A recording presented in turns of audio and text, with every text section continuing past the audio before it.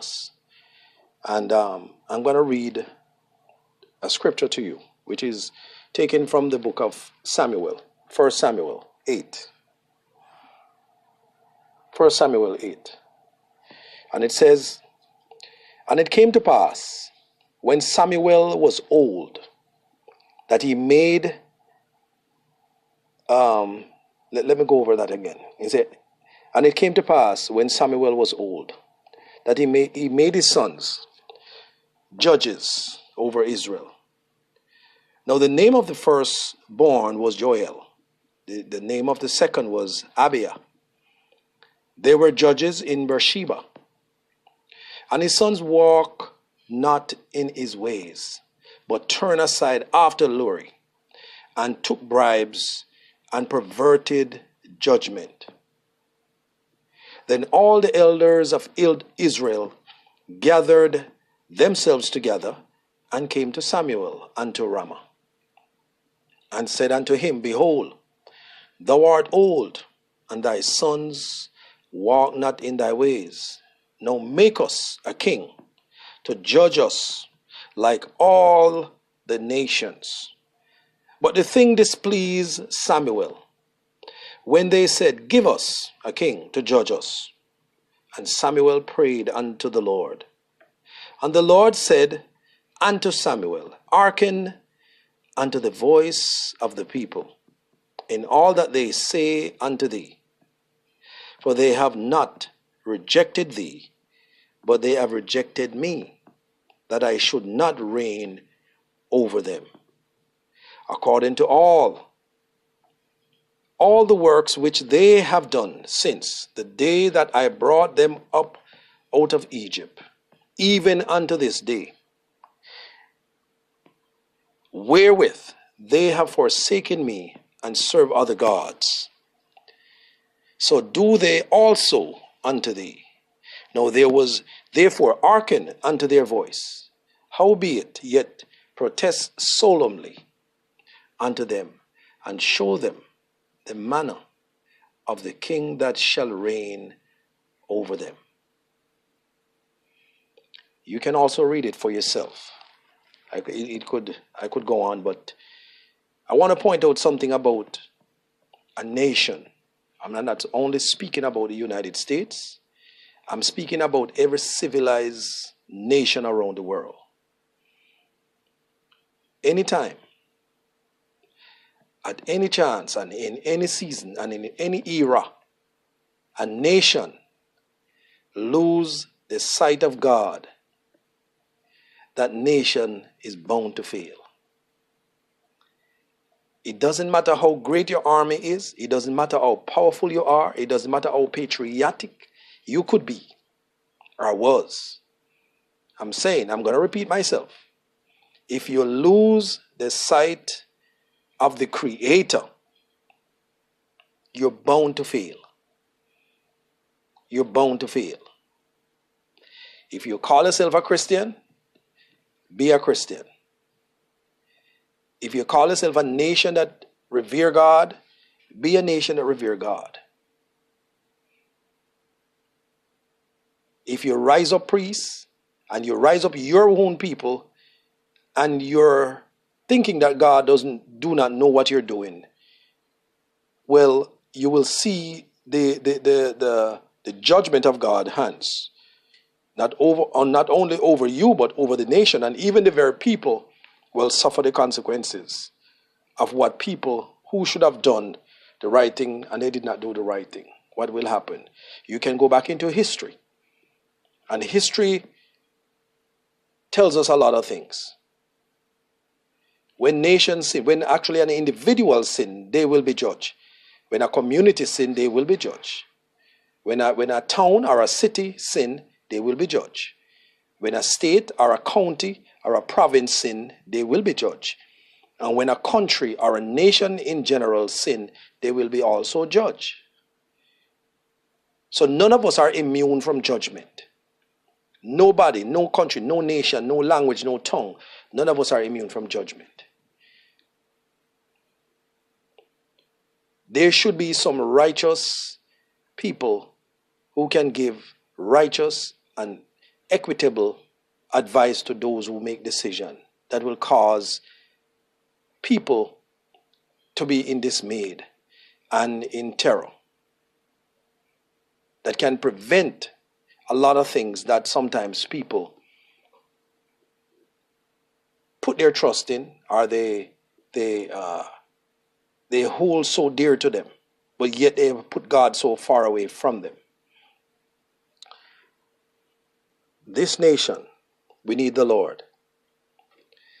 I'm not speaking because I am with any political party. I have any personal interest. My interest is the things of God. A lot of people say that they are Christians. A lot of people say they are for God, but they do some things. You know them by their fruit. They are unfair. They are unjust. They don't judge equitably. When it comes to certain things, they distribute it unfairly, unjustly, and equally. They just don't do the thing. That is the same thing why Jesus Christ has to came into this world. And when he came into this world, the same people turn around and put him on a cross because they were hypocrites. They were sinful men who had the law in their hands to judge uprightly. But they were not distributing the law equally and fairly. That is the reason why Jesus Christ came, and they would try to get him out so quickly. And that is the same thing that is repeating itself all over again. And the people has lost their nation, and they wind up in exile because of their sinful nature. Wind up in exile almost 75 years, and some of them are still in Iran, Iraq, the children of Israel. And now when you think about it, if they're going to fight a war, those are generations from those same Israelites. They're going to fight against their own people. So people forget, because people don't remember where their ancestors have been scattered all over the place. They maybe choose other gods. They start to worship other gods, but they are the same bloodline from the Jews, the Gentiles, all of these people. They're all mixed up. So it tells you that you love your neighbor as yourself, and you prevent war at any cost. And you don't fight just because you love blood. When a person loves blood and like to fight, it tells you that their vein is evil and their vein is sinful. Somebody in their bloodline has committed an atrocious sin, and it is continuing through their bloodline. So they will give bad advice. They will give bad advice because their heart is sinful. Their heart is sinful. This country, not only this country, but throughout the world, this should be an example to most of us in this world, in the civilized world, to learn how to fast and pray for your nation, your country, and stop acting foolishly. They have all these religious organizations. They make millions of dollars off the people. And they have not helped the people. And if you don't care, most of them, they're going to be running in exile, as what they have done in the 1940s and in the 14th century. Running from one place to the other. And they go back to another place and they do the same thing all over again. Because when they have been beaten up, torn up, in other places, they cry out to God, and God help them, and they run to somewhere else. The human race, they have not learned how to live with each other. And they have not learned how to appreciate the God who is the creator of all things. The more a man prosper, the more nation prosper. They want to fight, they want to kill each other, they want to destroy each other. And when they can destroy other people, they want to destroy one another. Internally, they start to destroy each other. It tells you how sinful man is. The devil is using them in day and day out, and they don't even know it. They drunk on sin. They do not know if it is day or night. They do not know what is right. They don't know what is wrong. Grown people, grown men and women, don't even know what is right or what is wrong. You can't even correct them, because if you correct them, they take an offense to when you correct them, that they are doing something wrong. Because even nature will tell you that you're doing something wrong. The very nature. You know you can't fly. A human being can't fly because you don't have wings. Only birds have wings. So if you go into a tree and try to jump off the tree, you know you're going to hurt yourself. Nature tell you can't fly. So there's a lot of things when people don't know the difference between right and wrong. They tell you that the nation is in trouble. The nation is in trouble. I'm not only talking about the United States. I'm talking about the whole world.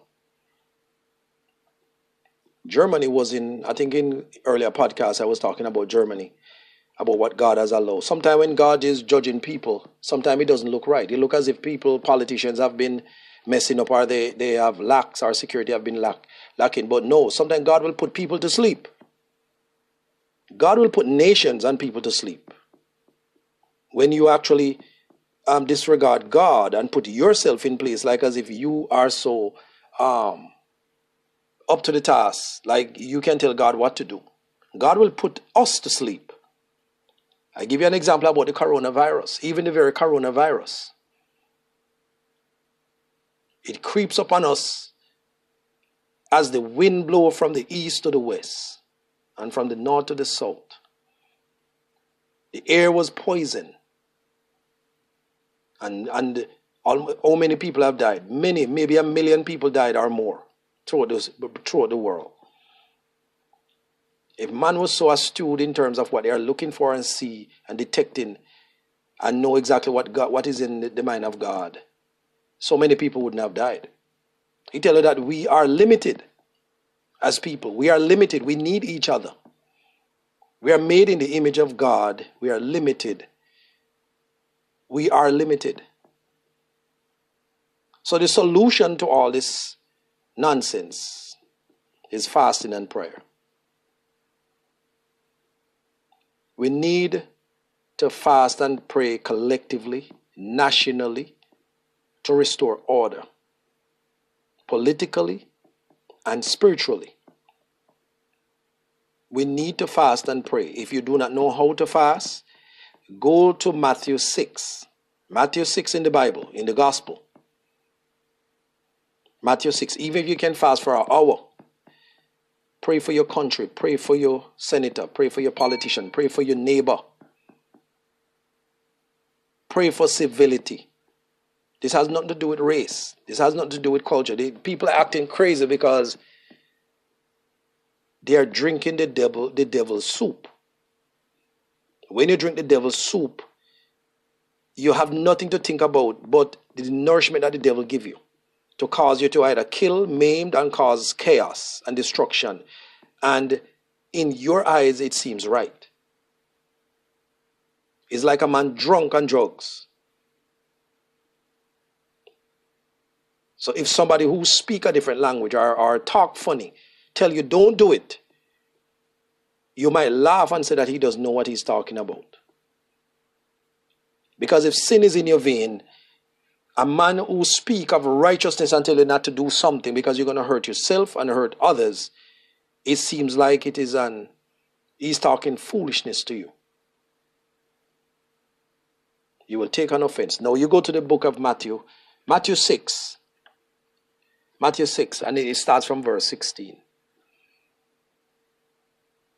We need to pray forgiveness for each other.